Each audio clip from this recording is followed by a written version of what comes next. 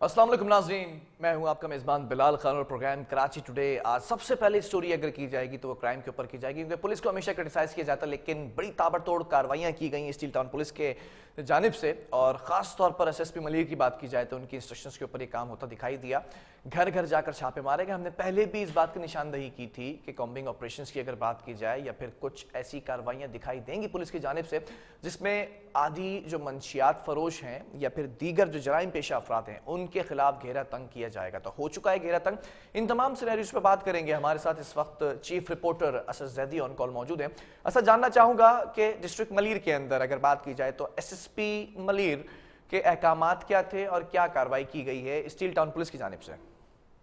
देखिए बिलाल के बारहा बार इस बात की निशानदेही की गई कि जब जब कॉम्बिंग ऑपरेशन किए गए तो उसका देर तक जो है असर रहा। और उसके बाद हमने ये भी देखा कि कॉम्बिंग ऑपरेशंस में होने वाली जो कार्रवाइयां कहीं पे भी की जाए तो उसमें जो मुल्जिमान गिरफ्त में आते हैं वो ज्यादातर या तो आदि मुजरिम होते हैं या ऐसे मुल्जिमान होते हैं जिनको तलाश किया जा रहा होता है। और आज भी ऐसा ही हुआ और एक बार फिर मलीर में एसएसपी मलीर इरफान बहादुर ने कॉम्बिंग ऑपरेशन किया स्टील टाउन थाने की हदूद में। इसको भी एक समझने की जरूरत है बिलाल के वहां पर जो गुलशन हकीम का इलाका है और उसके मुलहका जो इलाके हैं जो जिसमें कच्ची आबादियां भी आते हैं,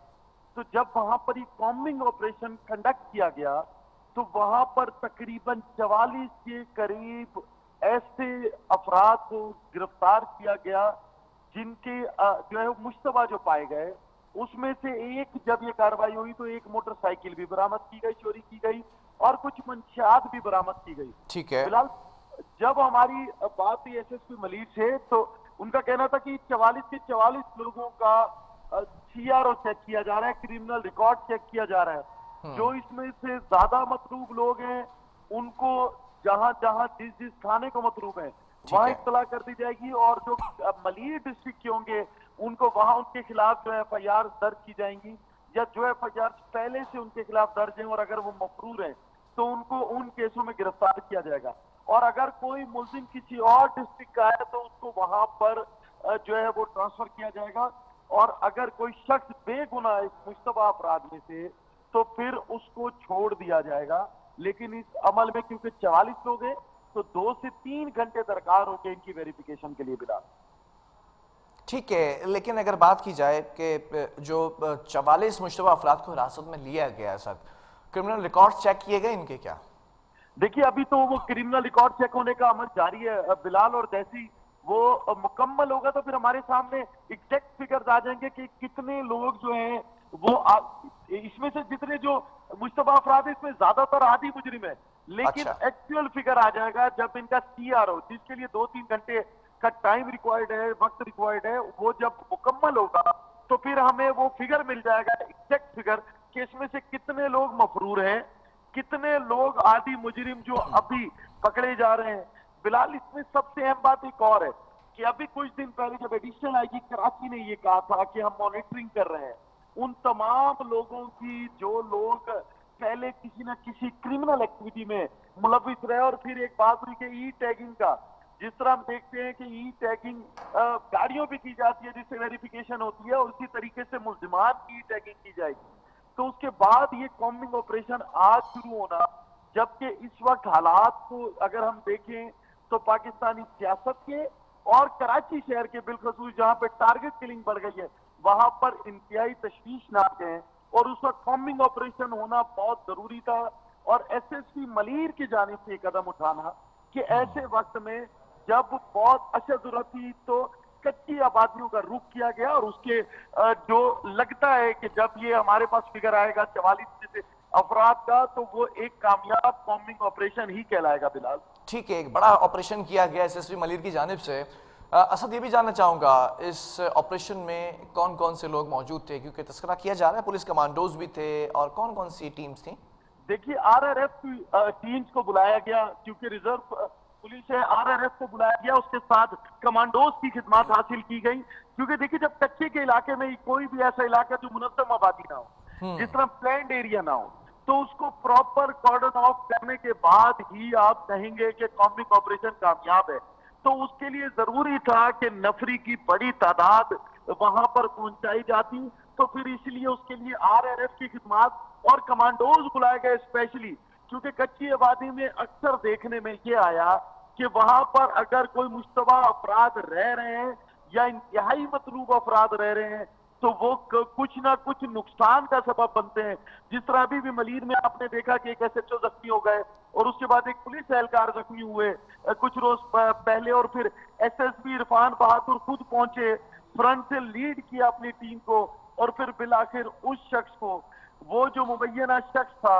जिसने जख्मी किया एसएचओ शराफी गोट को और एक पुलिस एहलकार को, फिर उसको मुकाबले में हमने देखा कि वो फायर मुस्तकिल करता रहा और फिर मुकाबले में अपनी जान से हाथ धो बैठा। तो उसके लिए जरूरी होता है कि बड़ी तादाद में पुलिस के एहलकार मौजूद हो, और वही आज इरफान बहादुर ने वहां पर स्ट्रेटेजी अपनाई और उसके बाद उस 44 लोगों को गिरफ्त में लिया। देखिए बिलाल, सबसे अहम बात यह है कि इस वक्त हर जो डिस्ट्रिक्ट है वहां पर ये मामलात हम देख रहे हैं कि एक तरफ जो है वो काबू नहीं आते, रोड पे घूमते फिरते डकैत, ठीक है। और उसके साथ टारगेट किलिंग, जिस तरह आज फैसल में एक शादी हॉल के ऑनर को जो है वो टारगेट किया गया, और अभी तक ये कहा जा रहा है कि शायद जो है वो भी जीना जब्ती की वारदात थी जो कि अब तक क्लियर नहीं हुई। और जब हमने इसके लिए भी बात करने की कोशिश की एसएसपी कोरंगी से, तो एसएसपी कोरंगी रिस्पॉन्स ना दे सके, वो फोन ही नहीं अटेंड कर सके। अगर ये मामलात हर डिस्ट्रिक्ट में हो और जो एसएसपी साहिबान इस वक्त अपने अपने डिस्ट्रिक्ट को लीड कर रहे हैं, अगर वो हम फिर कहते हैं इसी तरीके से कॉम्बिंग ऑपरेशन करें, तो कोई बात नहीं कि कराची में इस वक्त दंदनाते घूमते फिरते डकैतों का जो एक गिरोह है जो किसी भी इलाके में नमूदार हो जाता है, वो सिमट जाएगा। वो लोग खौफजदा होंगे तो वो महदूद अपनी कार्रवाइयों को करेंगे, लेकिन जब तक वो खौफजदा नहीं होंगे इसी तरीके से कराची की आवाज परेशान रहेगी। जिस तरह अभी आप ये देखिए कि दिन दिहाड़े जी 5 बजे के करीब करंगी के इलाके में, करंगी क्रॉसिंग पे जहां पे एक हजूम होता है, वहां पर एक रिक्शे को रोका जाता है, 3 साल की बच्ची के सर पे पिस्टल तानी जाती है, और उसकी पिस्टल तानने के बाद उसकी वालदा से सिलाई जेवरात जिस तरह चेन और अंगूठियां और मोबाइल और पैसे जो कुछ है वो दिन दिहाड़े वहां पर छीन लिया जाता है, और उसके बाद ये कहा जाता है कि जी एफआईआर दर्ज हो गई, कार्रवाई कर रहे हैं, और उसके बाद कोई कार्रवाई होती दिखाई नहीं देती। असद, ये भी जानना चाहूंगा, अगर डिस्ट्रिक्ट मलीर की स्पेशली बात कर ली जाए, जिसका तस्करा किया जा रहा है कि एसएसपी मलीर इरफान बहादुर की जानिब से बड़ा अच्छा एक कदम उठाया गया है और कॉम्बिंग ऑपरेशन के अंदर मुश्तबा अफराद को भी हिरासत में लिया गया है, क्या लगता है मौक़िफ़ जानने की कोशिश की एसएसपी मलीर इरफान बहादुर का कि अब इसके बाद होने क्या जा रहा है, सिक्योर है अब क्या डिस्ट्रिक्ट? देखिए बिलाल, जब हमारी एसएसपी मलीर से बात की तो उनका कहना था कि इस तरह के कॉम्बिंग ऑपरेशन जो कि हमने माजी में भी देखे कि मलीर डिस्ट्रिक्ट में मुतवातिर होते चले आ रहे हैं, जिस दिन से इरफान बहादुर के जिम्मे मलीर डिस्ट्रिक्ट की जिम्मेदारियां आई, और उसके बाद जब जब हमारी उनसे जब बात हुई, वो कहते हैं जब जब हमें ये इत्तला आती है, इंटेलिजेंस बेस्ड हमें इत्तला मिलती है कि कुछ मुश्तबा अफराद हैं, चाहे वो मंशियात फरोशों की शक्ल में हो, चाहे वो डकैतों की शक्ल में हो, चाहे वो चोरों की शक्ल में हो, या कोई भी खतरनाक अजाइम रखने वाले लोग हो, तो हम टारगेटेड ऑपरेशन करते हैं। और टारगेटेड ऑपरेशन हर इलाके में मुतवातिर होते रहेंगे, क्योंकि मुल्जिमान किसी एक इलाके में रुकते नहीं हैं। और अगर हम मलीर की बिलखसूस बात कर रहे हैं, तो मलीर की डायमेंशंस में एक तरफ जब आप मलीर से बाहर जाते हैं तो डिस्ट्रिक्ट मलीर के बाद कराची ठट्टा आप चले जाते हैं, और दूसरी तरफ से आपके पास जो है वो मोटरवे आ जाती है और नेशनल हाईवे आ जाती है, जहां से शहर में आने और जाने के रास्ते हैं। तो मलीर जिले की जो अहमियत है कराची सिटी में बहुत ज्यादा है, और उसके लिए ये भी बहुत जरूरी है कि एक जिम्मेदार शख्स को डिस्ट्रिक्ट की जिम्मेदारी दी जाए, और यही जिम्मेदारी एसएसपी इरफान बहादुर निभा रहे हैं ऐसे तरीके से। और आज भी हमने देखा कि उन्होंने इस जरूरत को समझते हुए टारगेटेड ऑपरेशन किया, और उनका यह भी कहना है कि आगे भी मुतवातिर हम इस तरह के टारगेटेड ऑपरेशन करते रहेंगे। ठीक है, ये तो थी डिस्ट्रिक्ट मलिर की बात। दीगर जिलों की अगर बात की जाए तो वहाँ एसएसपी क्यों खामोश हैं? पूरे शहर के अंदर चोरी और डकैती की वारदातें होती हैं, कत्ल की भी वारदातें रोनुमा होती दिखाई देती हैं। अब बिलाल, अगर हम बात कर ले कराची पुलिस चीफ की,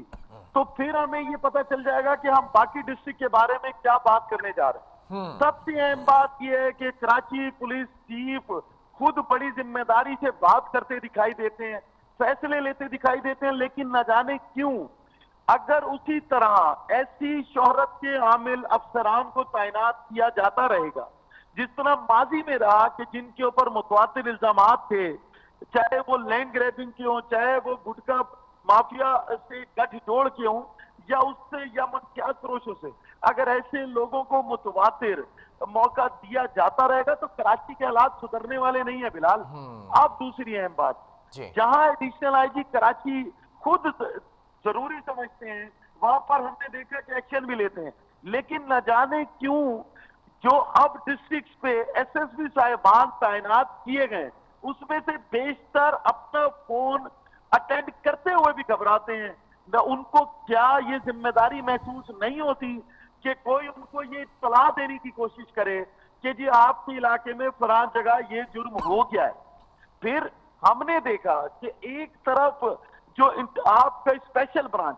वहां पर सबसे ऑनेस्ट ऑफिसर को तैनात किया गया जिनके पास पहले बहुत सारे डिस्ट्रिक्ट की जिम्मेदारियां भी रही, और फिर हमने देखा कि फैसल अब्दुल्ला चाचड़ जो है वो ऐसा तरीके से अपनी जिम्मेदारियां निभाते दिखाई दिए। लेकिन एक बार फिर से बिलाल के अगर यही चीजें पॉइंट आउट नहीं की जाएंगी स्पेशल ब्रांच की तरफ से, और लोगों को इस बात का यकीन नहीं दिलाया जाएगा डिस्ट्रिक्ट के अफसरान यानी एसएसपी से लेकर नीचे तक के अमले की तरफ से